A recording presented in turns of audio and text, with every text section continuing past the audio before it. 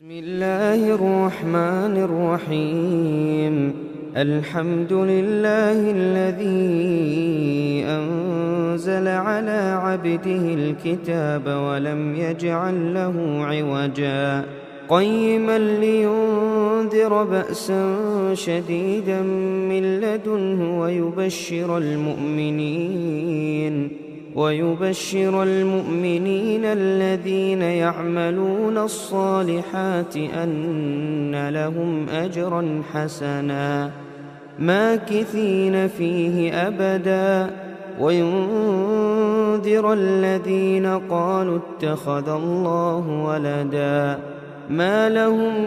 به من علم ولا لآبائهم كبرت كلمة تخرج من أفواههم إن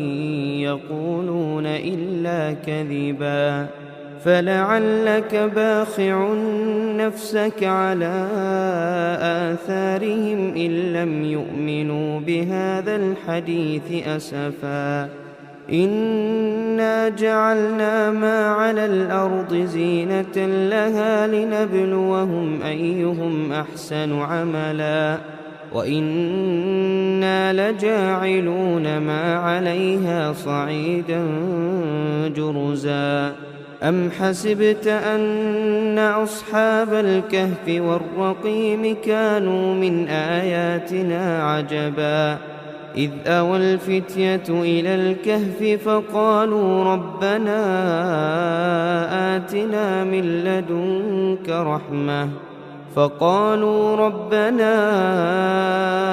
آتنا من لدنك رحمة وهيئ لنا من أمرنا رشدا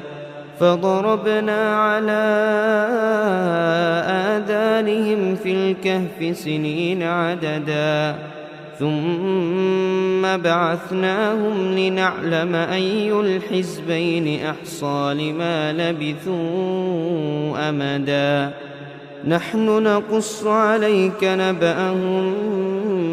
بالحق إنهم فتية آمنوا بربهم وزدناهم هدى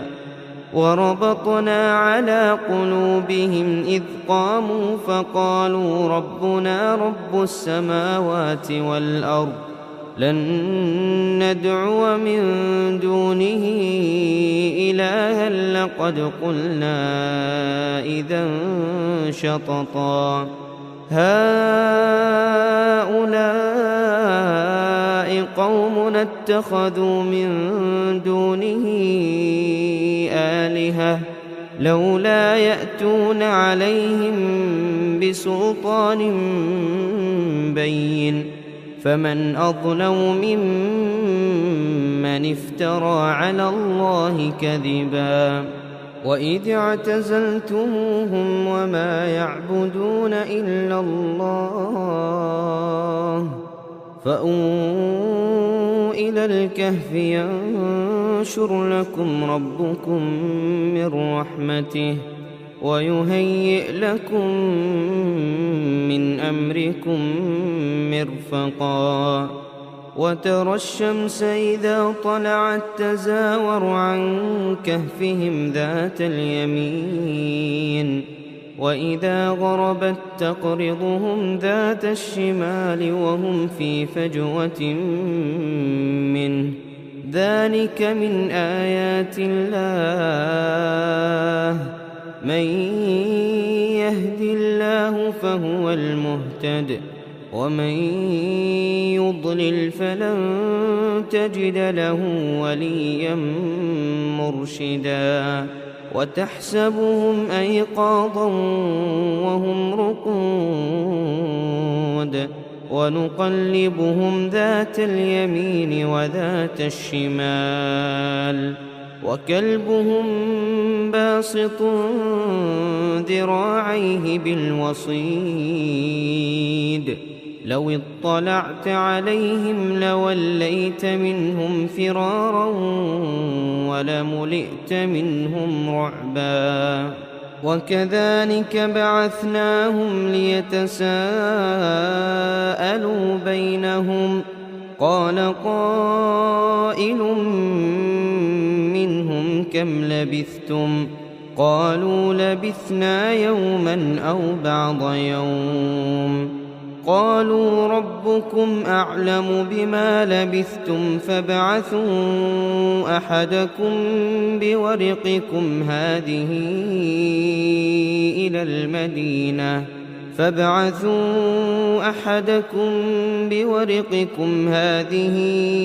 إلى المدينة فلينظر أيها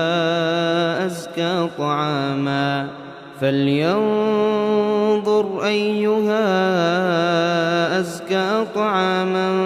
فليأتكم برزق منه وليتلطف ولا يشعرن بكم أحدا إنهم إن يظهروا عليكم يرجموكم أو يعيدوكم في ملتهم ولن تفلحوا إذن أبدا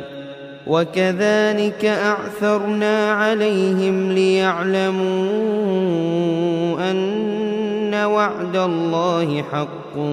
وأن الساعة لا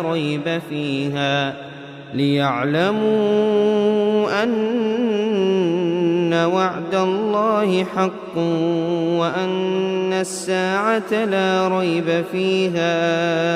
إذ يتنازعون بينهم أمرهم فقالوا ابنوا عليهم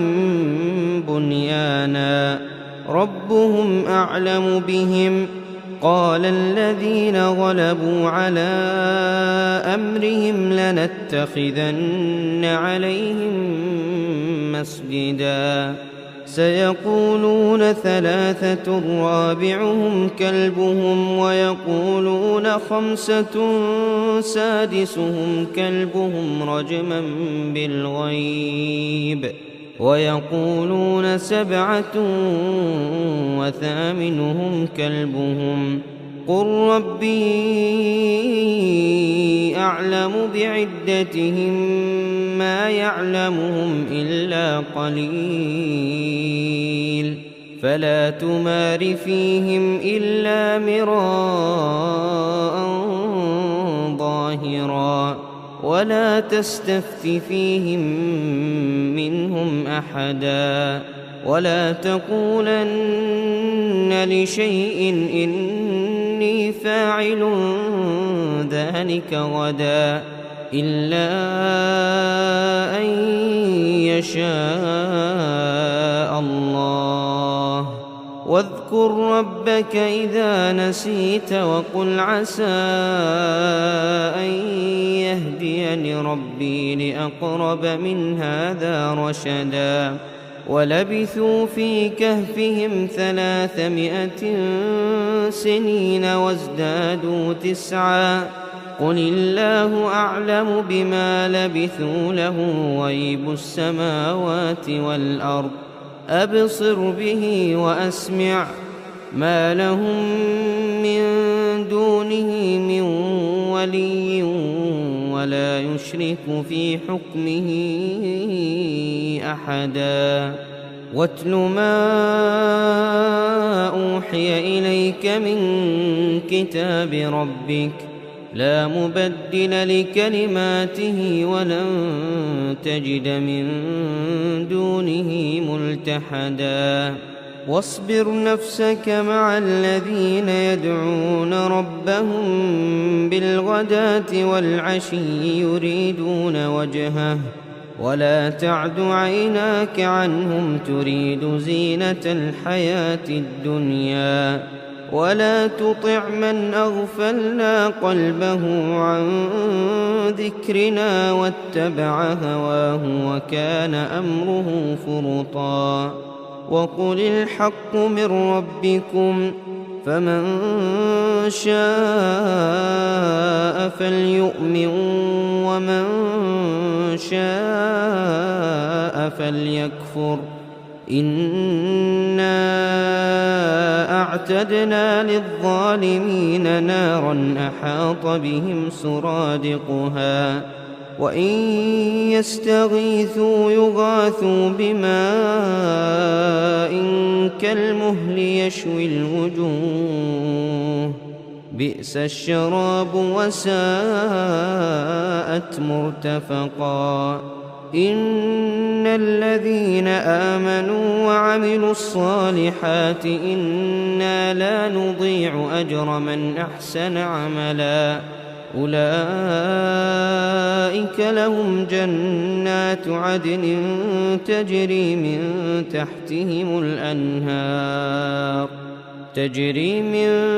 تحتهم الأنهار يحلون فيها من أساور من ذهب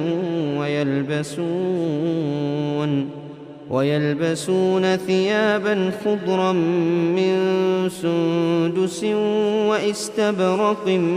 متكئين فيها على الأرائك نعم الثواب وحسنت مرتفقا واضرب لهم مثل الرجلين جعلنا لأحدهما جنتين من أعناب وحففناهما بنخل وجعلنا بينهما زرعا كلتا الجنتين آتت أكلها ولم تظلم منه شيئا وفجرنا خلالهما نهرا وكان له ثمر فقال لصاحبه وهو يحاوره أنا أكثر منك مالا وأعز نفرا ودخل جنته وهو ظالم لنفسه قال ما أظن أن تبيد هذه أبدا وما أظن الساعة قائمة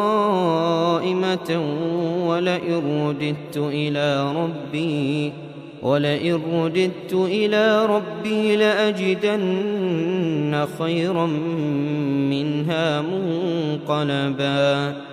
قال له صاحبه وهو يحاوره أكفرت بالذي خلقك من تراب ثم من نطفة ثم سواك رجلا لكن هو الله ربي ولا أشرك بربي أحدا ولولا إذ دخلت جنتك قلت ما شاء الله لا قوة إلا بالله إن ترني أنا أقل منك مالا وولدا فعسى ربي أن يؤتيني خيرا من جنتك ويرسل عليها حسبانا من السماء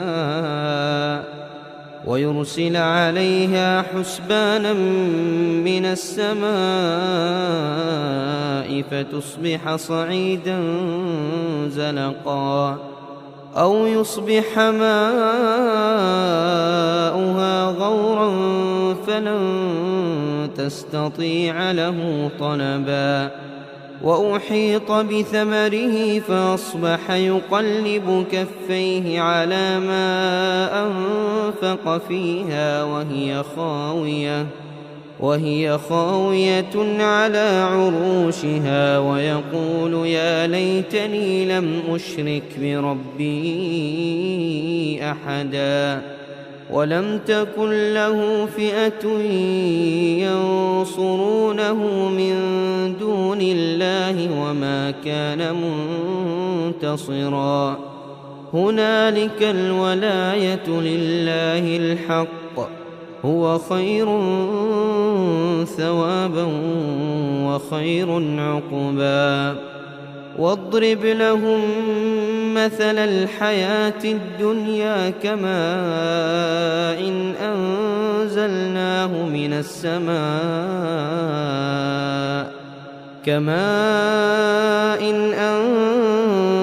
أنزلناه من السماء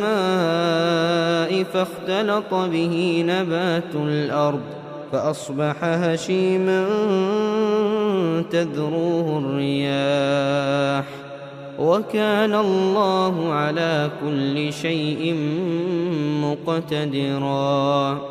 المال والبنون زينة الحياة الدنيا والباقيات الصالحات خير عند ربك ثوابا وخير أملا. ويوم نسير الجبال وترى الأرض بارزة وحشرناهم فلم نغادر منهم أحدا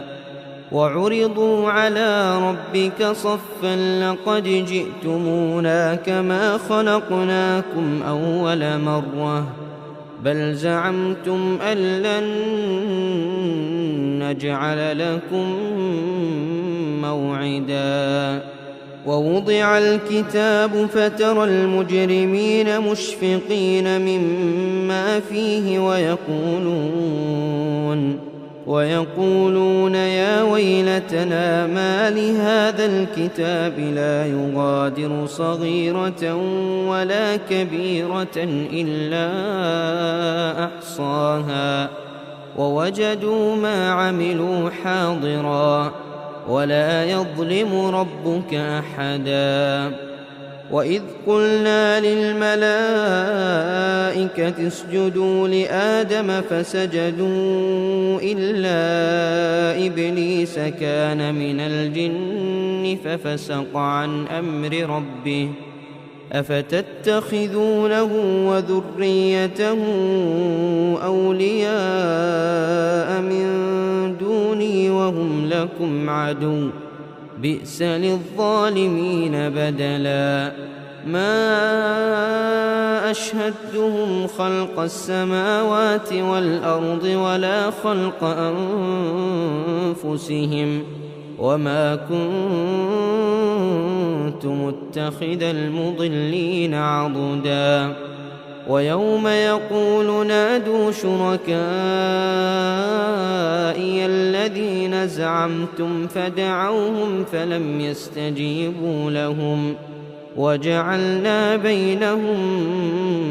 موبقا. ورأى المجرمون النار فظنوا أنهم مواقعوها ولم يجدوا عنها مصرفا. ولقد صرفنا في هذا القرآن للناس من كل مثل وكان الإنسان أكثر شيء جدلا. وما منع الناس أن يؤمنوا إذ جاءهم الهدى ويستغفروا ربهم إلا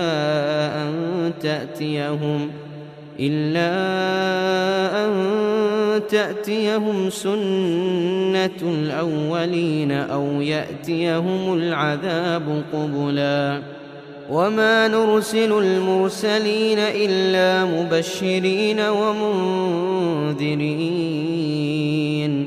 ويجادل الذين كفروا بالباطل ليدحضوا به الحق واتخذوا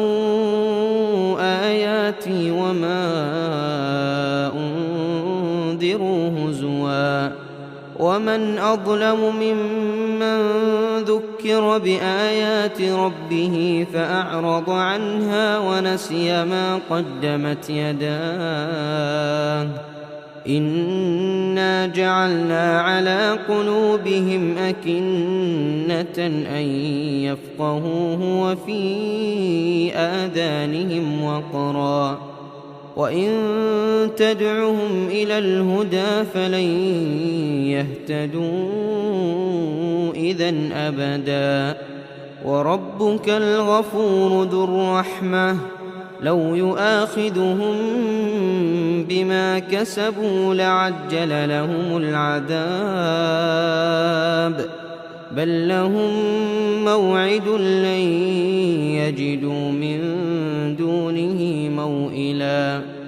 وتلك القرى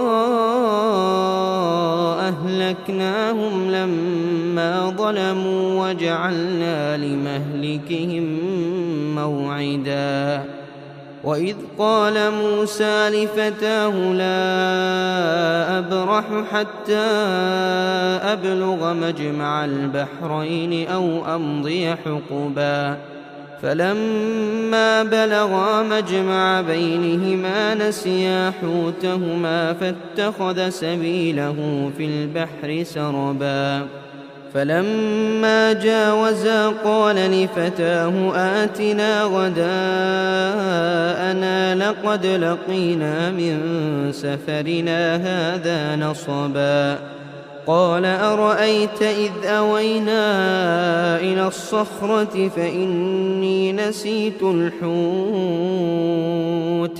فإني نسيت الحوت وما أنسانيه إلا الشيطان أن أذكره واتخذ سبيله في البحر عجبا قال ذلك ما كنا نبغ فارتدا على آثارهما قصصا فوجدا عبدا من عبادنا آتيناه رحمة من عندنا وعلمناه من لدنا علما قال له موسى هل أتبعك على أن تعلمني مما علمت رشدا قال إنك لن تستطيع معي صبرا وكيف تصبر على ما لم تحط به خبرا قال ستجدني إن شاء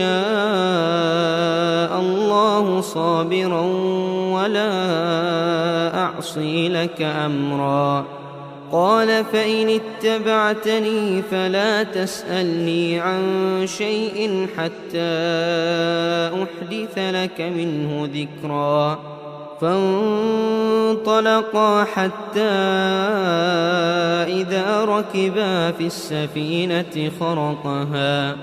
قال أخرقتها لتغرق أهلها لقد جئت شيئا إمرا قال ألم أقل إنك لن تستطيع معي صبرا قال لا تؤاخذني بما نسيت ولا ترهقني من أمري عسرا فانطلقا حتى إذا لقيا غلاما فقتله قال أقتلت نفسا زكية بغير نفس لقد جئت شيئا نكرا قال ألم أقل لك إنك لن تستطيع معي صبرا قال إن سألتك عن شيء بعدها فلا تصاحبني قد بلغت من لدني عذرا فانطلقا حتى إذا أتيا أهل قرية استطعما أهلها فأبوا أن يضيفوهما فوجدا فيها جدارا يريد أن ينقض فأقامه قال لو شئت لاتخذت عليه أجرا قال هذا فراق بيني وبينك سأنبئك بتأويل ما لم تستطع عليه صبرا أما السفينة فكانت لمساكين يعملون في البحر فأردت أن أعيبها وكان وراءهم ملك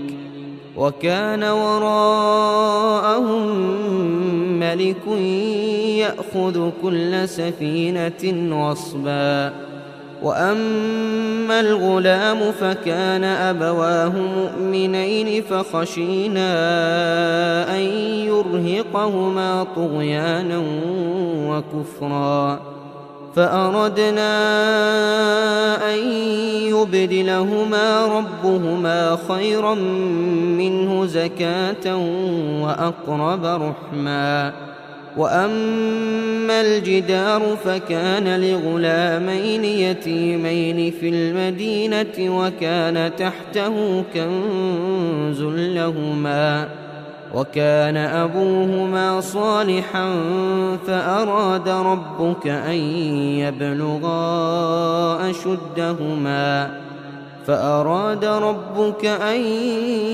يبلغا أشدهما ويستخرجا كنزهما رحمة من ربك وما فعلته عن أمري ذلك تأويل ما لم تسطع عليه صبرا. ويسألونك عن ذي القرنين قل سأتلو عليكم منه ذكرا. إنا مكنا له في الأرض وآتيناه من كل شيء سببا فأتبع سببا حتى إذا بلغ مغرب الشمس وجدها تغرب في عين حمئة ووجد عندها قوما قلنا يا ذا القرنين إما أن تعذب وإما أن تتخذ فيهم حسنا. قال أما من ظلم فسوف نعذبه ثم يرد إلى ربه فيعذبه عذابا نكرا. وأما من آمن وعمل صالحا فله جزاء الحسنى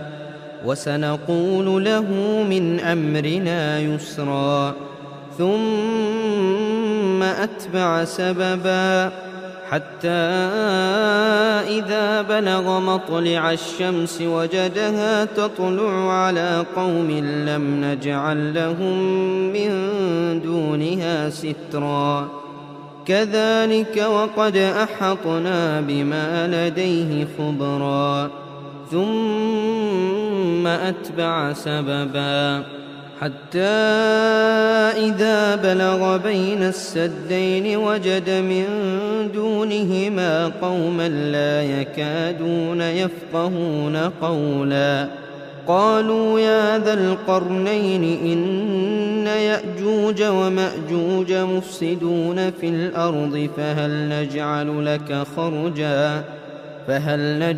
لك خرجا على أن تجعل بيننا وبينهم سدا. قال ما مكني فيه ربي خير فأعينوني بقوة أجعل بينكم وبينهم ردما.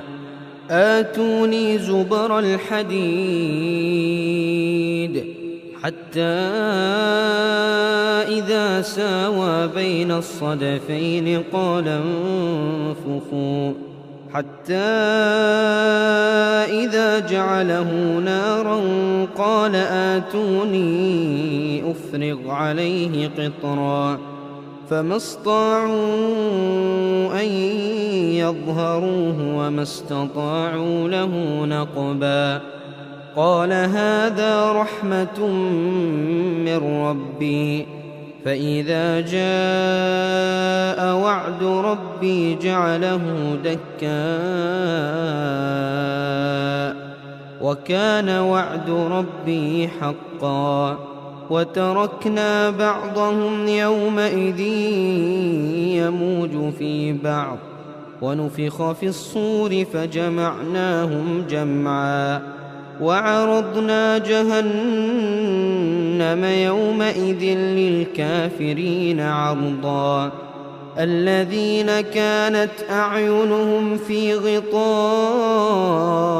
عن ذكري وكانوا لا يستطيعون سمعا أفحسب الذين كفروا أن يتخذوا عبادي من دوني أولياء إنا أعتدنا جهنم للكافرين نزلا قل هل ننبئكم بالأخسرين أعمالا الذين ضل سعيهم في الحياة الدنيا وهم يحسبون أنهم يحسنون صنعا أولئك الذين كفروا بآيات ربهم ولقائه فحبطت أعمالهم فلا نقيم لهم يوم القيامة وزنا ذلك جزاؤهم جهنم بما كفروا واتخذوا آياتي ورسلي هزوا إن الذين آمنوا وعملوا الصالحات كانت لهم جنات الفردوس نزلا خالدين فيها لا يبغون عنها حولا قل لو كان البحر مدادا لكلمات ربي لنفد البحر قبل أن تنفد كلمات ربي ولو جئنا بمثله مددا قل إنما أنا بشر مثلكم يوحى إلي أنما إلهكم إله واحد فمن كان يرجو لقاء ربه فليعمل عملا صالحا ولا يشرك بعبادة ربه أحدا.